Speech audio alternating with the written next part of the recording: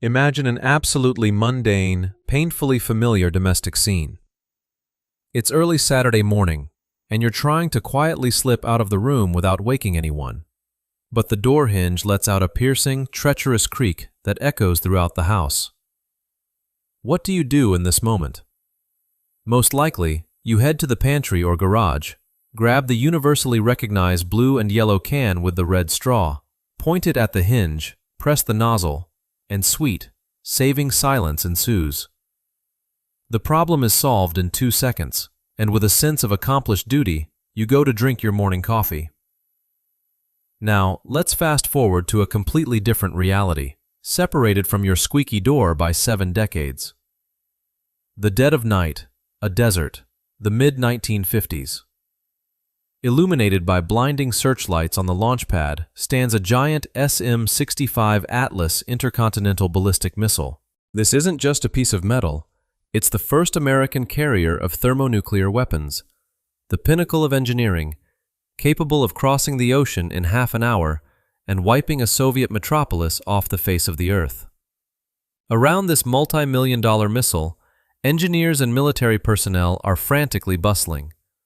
Their hands are literally shaking from tension because the project of their lives, America's main argument in the Cold War, is facing total ruin due to one ridiculous, primitive thing. The ultra-thin steel skin of the rocket has started to develop banal rust. And to save the nation's nuclear shield from corrosion, these stern men in white coats and uniforms are using the exact same liquid you just used to lubricate your door. Today, we are going to dissect the history of the creation of WD-40. And believe me, this is not just a boring tale about a chemical liquid in a tin can. It is a grandiose historical paradox of the 20th century. It's an epic corporate thriller about nuclear paranoia, the maniacal persistence of a handful of chemists, sheer marketing genius, the greatest industrial secret still kept behind the steel doors of a bank vault, and, most importantly, it is the story of the most massive household misconception in human history. We are diving into how an accidental byproduct of the arms race took over supermarket shelves in 176 countries around the world. To understand why this blue and yellow pop culture icon even needed to be invented, we have to immerse ourselves in the atmosphere of absolute, suffocating geopolitical paranoia of the early 1950s. The Cold War was in full swing. The Soviet Union and the United States were locked in a race for survival. Whoever was first to develop a reliable intercontinental ballistic missile, ICBM, capable of delivering a nuclear payload to enemy territory, would dictate terms to the rest of the world. The stakes were so high that development budgets were practically unlimited. In the US, this titanic task was assigned to the aerospace giant Convair, a division of the powerful General Dynamics Corporation. The project's chief designer, Belgian-American engineer Karel Bossart, sat down at his blueprints and developed the SM-65 Atlas missile. And Bossart made an absolutely insane, revolutionary engineering decision that would change the course of rocket science forever. You see, a rocket has to be incredibly light to overcome gravity and fly 10,000 kilometers with a massive warhead. Bossart decided to abandon the internal structural frame, the heavy frames and stringers that usually hold the shape of airplanes and early rockets. Instead, he made the rocket's fuel tanks serve simultaneously as its outer skin. These tanks, dubbed balloon tanks by the engineers, were made of a special, incredibly expensive stainless steel. But there was one critical nuance that turned the military's hair gray. The thickness of this steel was only a few millimeters. In some places, closer to the nose, it was no thicker than a dime. The giant rocket held its shape entirely due to the internal pressure of an inert gas, nitrogen, pumped inside at the factory immediately after welding. If the gas pressure dropped even by a fraction of an atmosphere, this 10-story steel tower would simply crumple under its own weight like an empty Coca-Cola can. And right here, during the assembly and storage phase, a catastrophic, unforeseen problem arose. The rockets were assembled at factories in San Diego, California. That's the Pacific coast. And the ocean means salty, humid marine air, thick morning fogs, and sharp temperature fluctuations. The ultra-thin stainless steel of the rocket tanks, despite having the word stainless in its name, began to treacherously corrode under constant contact with the salty condensation. Rust on metal as thin as cardboard isn't just a cosmetic defect you can paint over. It's a microcrack. And the microcrack in a tank filled under immense pressure with cryogenic rocket fuel, liquid oxygen at minus 183 degrees Celsius, and RP-1 kerosene, means a guaranteed, inevitable explosion right on the launch pad, the loss of millions of taxpayer dollars, and the total collapse of the entire nuclear program. Convair's engineers were in a panic. They urgently needed to find a substance to coat the exterior of these giant rockets to protect the metal from moisture. Simple solutions didn't work. Ordinary machine oils and heavy greases were absolutely out of the question.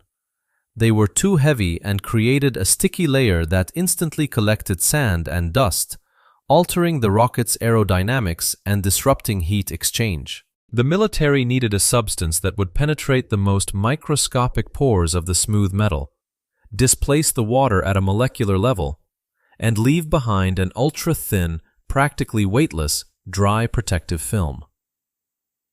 With this desperate request, Convair reached out to its chemical contractors, and answering the call was a tiny, entirely unknown company huddled in a small industrial hangar on the outskirts of that very same San Diego.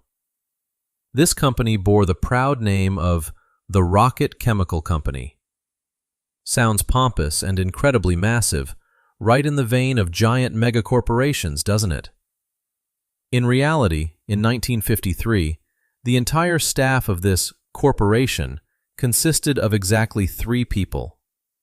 The founder, chief chemist, CEO, and janitor, all rolled into one, was Norman Larsen. Together with his few partners, Cyril Chadwick and John Gregory, he was trying to develop anti-corrosion compounds for the burgeoning aviation industry. They didn't have massive billion-dollar budgets like DuPont, nor did they have giant laboratories and thousands of employees like 3M. They had a dirty hangar, a set of test tubes, enthusiasm, and a clearly defined pain point from a wealthy client ready to pay for results. Larsen understood the core physical challenge. Simply put, water and oil naturally do not mix. If you just smear a thick layer of oil over a wet piece of metal, the water can remain trapped under that oil as microscopic lenses, and the destructive corrosion will continue right under the protective layer, invisible to the eye. Larsen needed a water displacer. He needed a liquid with an extremely low surface tension that could literally crawl under the water molecules, tear them away from the metal's surface, and take their place. Long, exhausting experiments began. Larsen tinkered with aliphatic hydrocarbons, deeply refined solvents similar in properties to kerosene and white spirit, mixing them with various light mineral oils. The first formula turned out to be too volatile. It evaporated faster than it could displace the water. The second formula left behind an overly sticky, dirty residue. The third didn't displace water at all, but simply mixed with it into a cloudy emulsion. The 10th attempt failed the salt chamber tests. The 20th also went down the drain. The 30th attempt led to the same result. Just think about this level of corporate grind and psychological pressure. 3 guys in a garage spend weeks on end mixing toxic solvents, smearing them on pieces of polished steel, dousing them in salt water, and watching to see if they rust. They tried 39 times, and all 39 times they suffered a crushing defeat. Any normal modern startup in their shoes would have burned through investor cash, declared bankruptcy, and gone home long ago. But in late 1953, The exhausted yet incredibly stubborn chemists mixed their 40th variant. Larson took a steel plate covered in condensation and applied the new compound. The liquid instantly, as if by magic, spread out into a microscopically thin film. The water beat it up and rolled off the metal, and the surface remained pristine and protected. The compound didn't evaporate too quickly, providing lasting protection, nor did it hang around as a heavy, greasy layer. It was an absolute, unconditional success. Larson took his battered lab journal and made a historic entry. The name for the new product was born naturally, without any focus groups, brainstorming sessions, or expensive marketing agencies. He named it simply and technically WD-40, which stands for Water Displacement, 40th Formula. No poetry, no pretension, just the dry recording of the fact that they had to fail 39 times before getting it right. Convair tested Larson's compound and was absolutely thrilled. They started buying WD-40 by the barrel. Technicians at the massive San Diego assembly plant generously sprayed this vanilla-scented liquid over the shiny hulls of the Atlas rockets.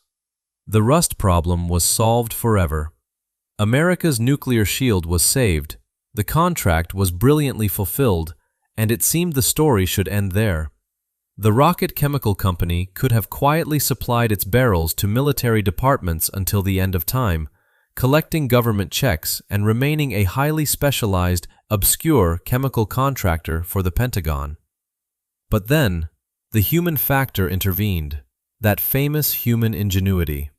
The workers at the Convair plant, while assembling the rockets, quickly realized that this strange goo worked miracles not just on ballistic hulls. It turned out that this compound, with its extremely high penetrating power, was phenomenal at loosening seized nuts.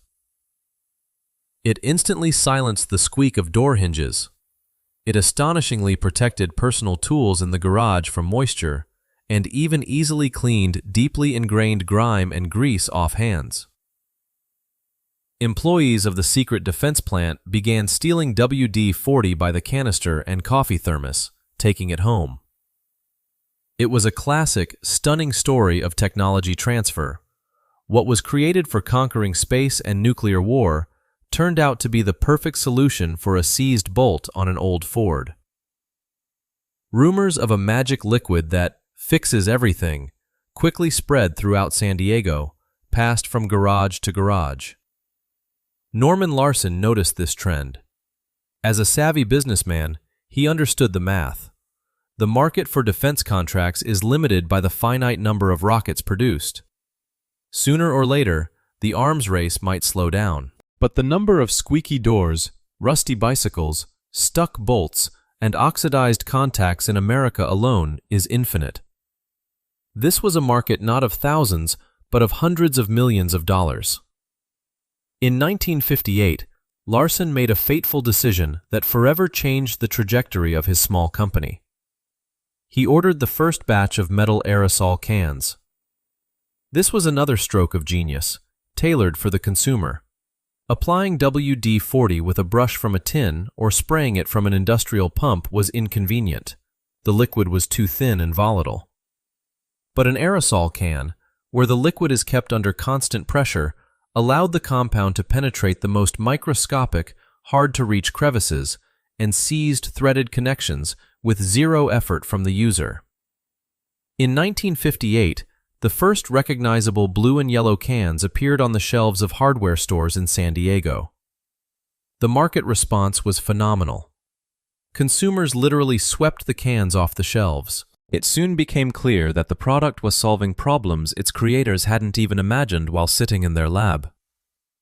Farmers in the Midwest sprayed WD-40 on their tractor plow blades so wet soil wouldn't stick to them. Motorists used it to displace moisture from distributors when their cars stalled after hitting deep puddles.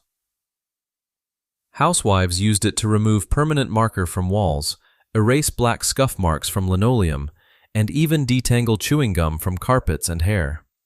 The company began to grow exponentially, but what made it truly great, transforming it from a local California success story into a transnational empire, was an entirely different man who stepped into leadership to turn an excellent chemical product into a global religion. In 1969, John S. Barry took the CEO's chair. He was a classic American corporate shark with incredibly sharp, crystal-clear business instincts. Barry looked at the company's structure and saw administrative absurdity. The company was still operating under its original name, Rocket Chemical Company. But they hadn't worked with rockets in ages. They didn't sell rockets. They didn't consult the military, and they had absolutely no ties to the aerospace industry. Their entire business, 100% of their revenue, came from selling exactly one product, a can of WD-40. Barry gathered the board of directors and declared, "Gentlemen, we are not a rocket company. We are a one-can company." In 1969, he officially renamed the corporation the WD-40 Company. This was an unprecedented, incredibly bold move in the corporate world. The company literally took the name of its single, monopolistic product, erasing the line between brand and legal entity.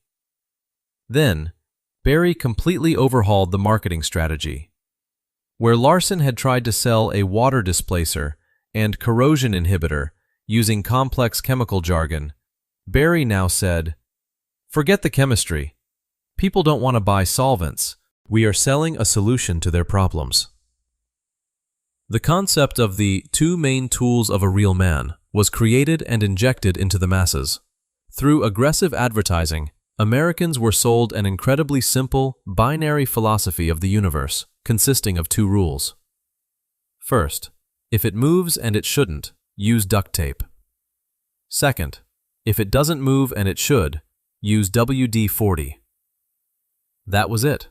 It was a universal, perfect repair philosophy, understandable to anyone from a Texas ranch to snowy Alaska. You didn't need to be a mechanic to fix your house. You just needed to have two items in your toolbox. In 1973, the WD-40 Company decided to go public and held an IPO on the stock exchange. Demand for their shares was so frantic that brokers had to artificially ration client requests. On the very first day of trading, the stock skyrocketed by double digits. A company that produced just a single chemical liquid in a single can design became the absolute darling of Wall Street analysts. But any savvy investor putting their hard-earned money into WD-40 shares had one logical, terrifying question. The company has only one product, nothing else. What is stopping chemical giants like DuPont, 3M, or Dow Chemical from taking this liquid into their massive research centers, breaking it down to the atom, copying the formula down to the milligram, pouring it into their own cans with a different name, and driving WD-40 out of the market through massive discounts and dumping? And here we arrive closely at one of the most beautiful, elegant, and fiercely guarded corporate secrets of the 20th century. Why, even after so many decades, has no one been able to copy WD-40? The answer sounds paradoxical, because Norman Larson never patented it. In the world of high-tech, engineering, and chemistry, a patent is the alpha and omega of business. Just remember how Benjamin Holt and Leo Best, the creators of Caterpillar, bled out in courts for years over tractor tread patents. A patent is your shield. It protects your invention from direct copying by competitors. But patent law has two fundamental, unavoidable flaws that make it dangerous. First, to get a patent, you are legally obligated to fully disclose the exact formula, proportions, and manufacturing process of your invention to a government agency. Your ultimate secret instantly becomes a public, documented fact. Second, any patent is valid for a strictly limited time, usually 20 years.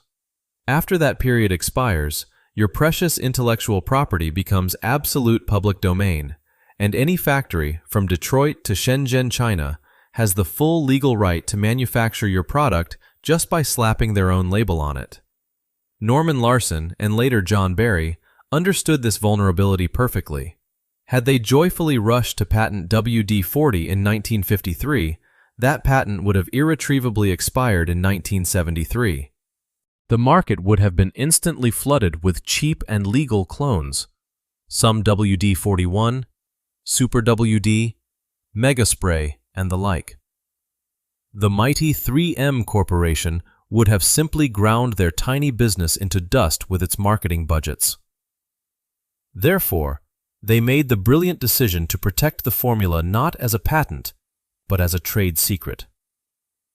Following exactly the same logic, the Coca-Cola Company has guarded the exact recipe for its syrup for over a century, and the KFC chain protects the recipe for its 11 herbs and spices breading like the apple of its eye.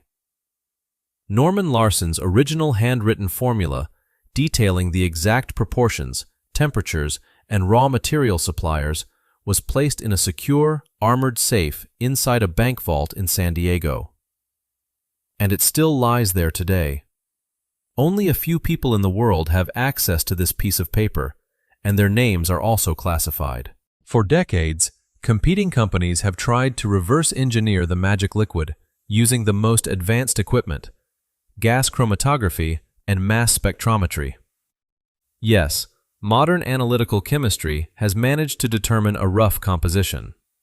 If you trust the Material Safety Data Sheets, MSDS, that the company is required to provide to fire departments and logistics handlers, WD-40 consists of approximately 45 to 50% aliphatic hydrocarbons.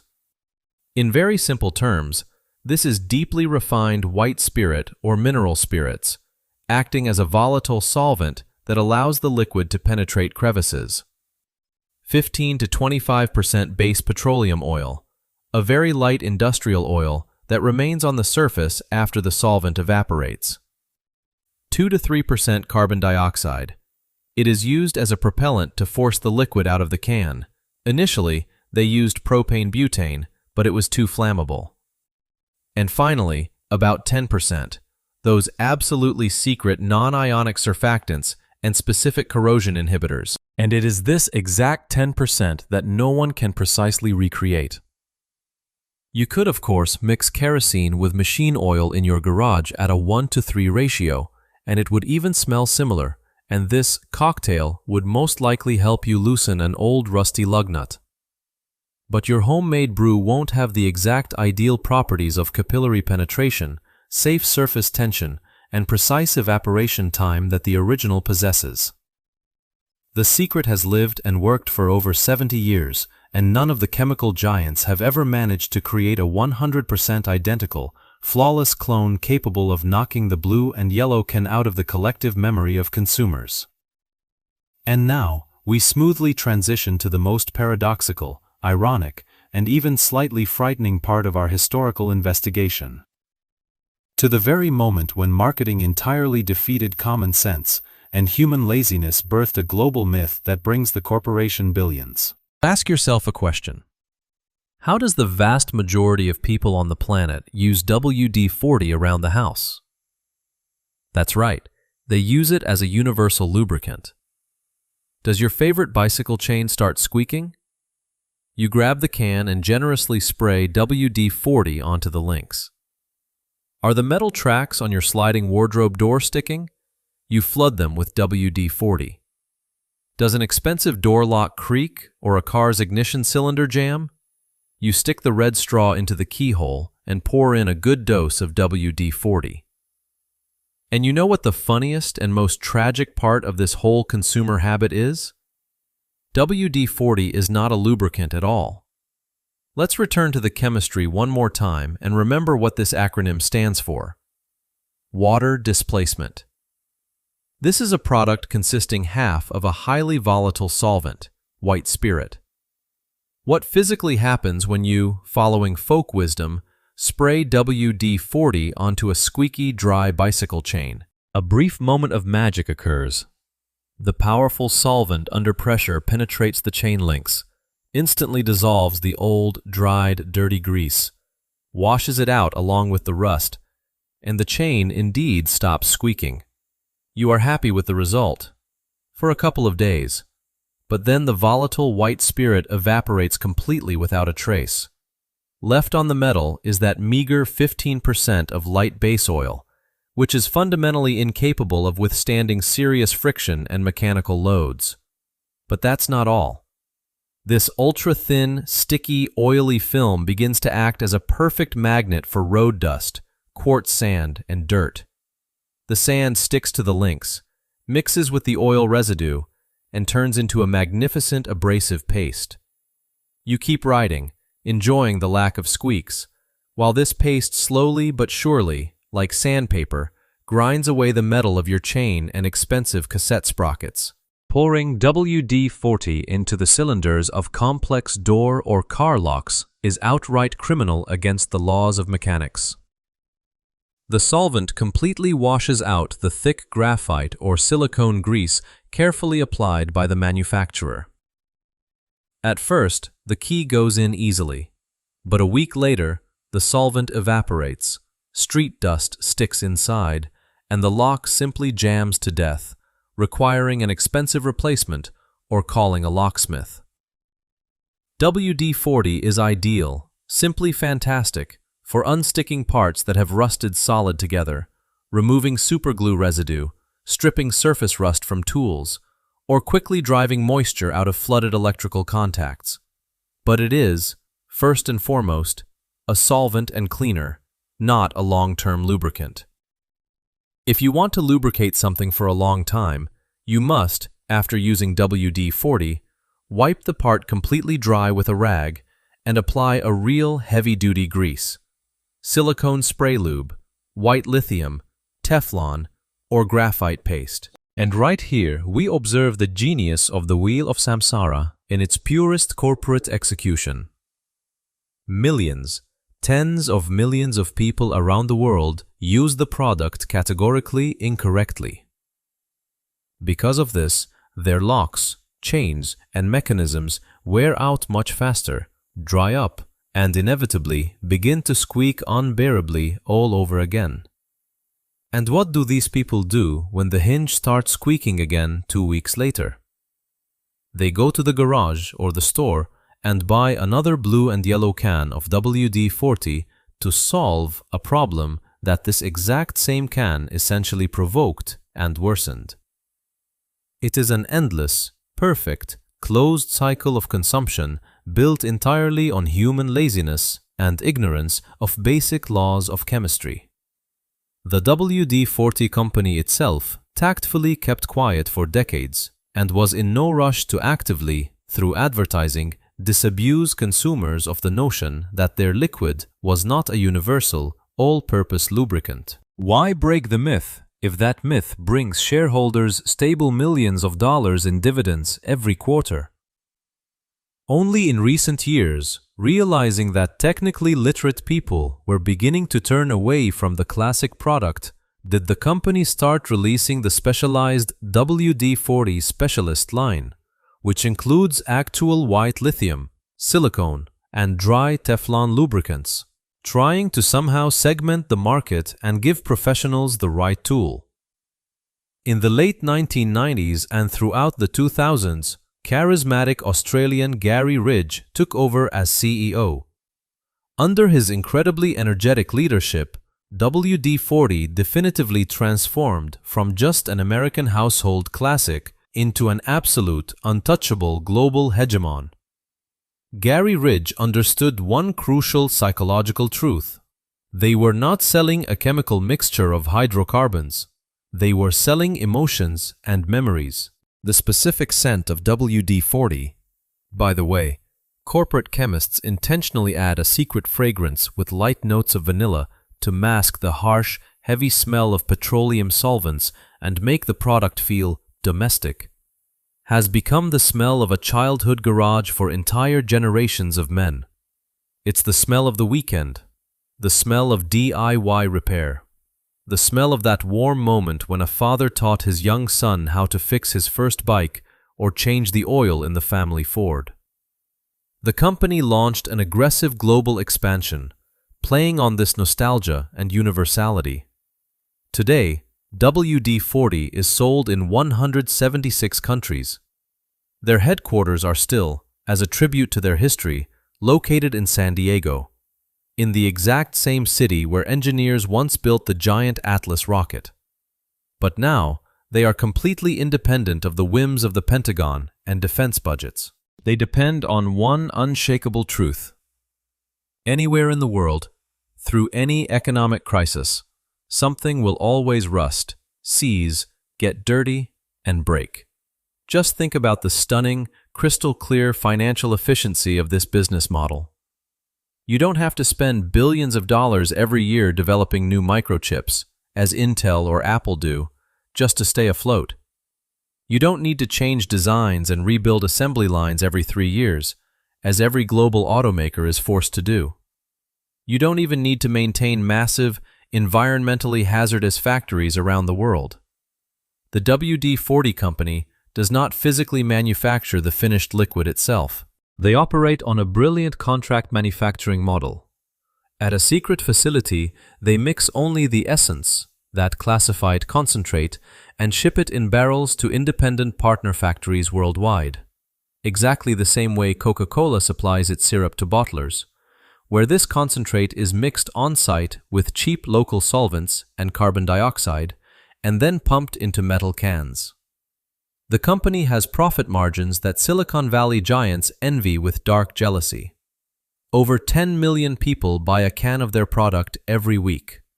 And this liquid, this chemical cocktail, remains absolutely, fundamentally unchanged since that historic day in 1953 when an exhausted chemist, Norman Larson, made the 40th entry in his battered lab journal. The story of WD-40 is a perfect, crystal-clear cross-section of the development of human civilization and capitalism in the second half of the 20th century. It all started with the paralyzing fear of mutual nuclear annihilation.